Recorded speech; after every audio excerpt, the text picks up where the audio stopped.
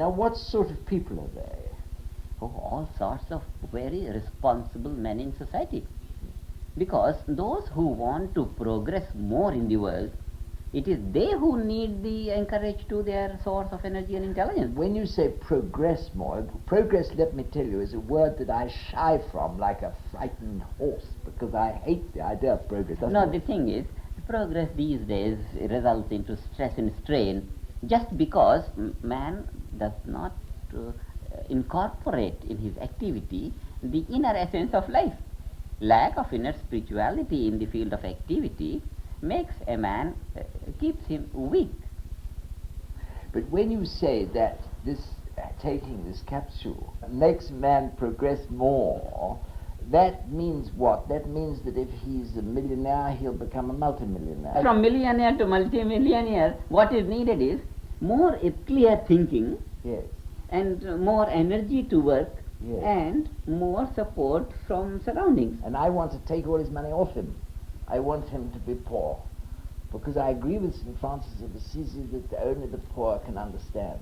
You see, there's really, in a way... Again, that saying has to be properly interpreted. In the process of meditation, one doesn't have to be smart.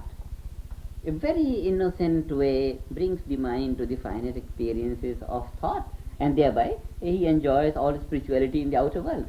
This is what he meant by being poor, humble.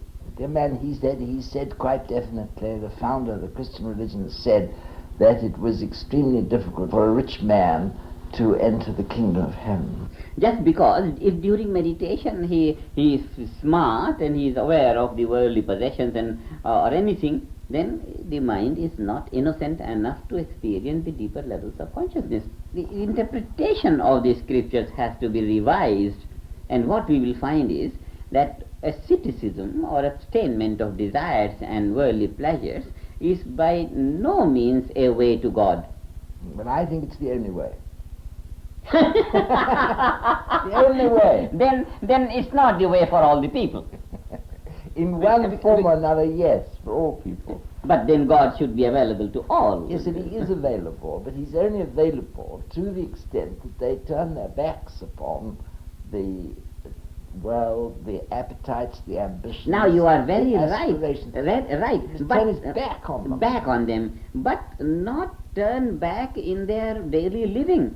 Only during meditation they turn back to the world and go deep within, and then they face the world with increased grace of God. Turn back to the world is absolutely right, but it is the time of meditation that this happens, not in the general way of life. I can perfectly well see that what you propose will be extremely acceptable in the world today, because it's what people want to hear. But with all respect, I question if it'll work, because this sort of Gadarene rush of materialism to destruction, I don't think will be stopped. No, it cannot be stopped. By what you suggest, but only... No, rush will not be stopped. The fast tempo of modern life will become faster. Only man will be anchored to his inner capacities and the light of God, and thereby he won't feel shaken. We shall have to see whether it works. Oh, it has worked in 100,000 people all over the world, and why not it should continue to function? But no, it works for those people, you see. But the thing is that we still observe that countries like America and Sweden, and this country for that matter, where they exist, the same trend. The thing is, apparent.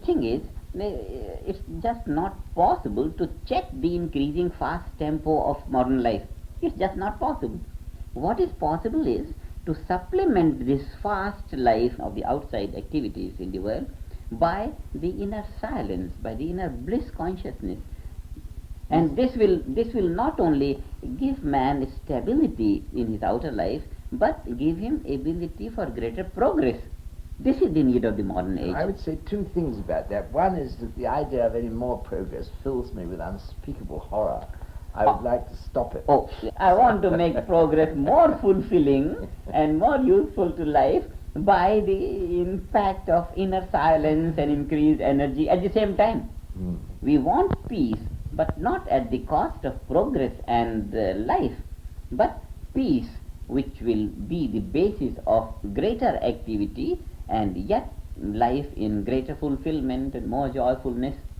This is what my spiritual regeneration movement has brought, this philosophy. And this is not a new philosophy. I count it to be just the interpretation of the original text of the philosophy of life contained in the books of every religion.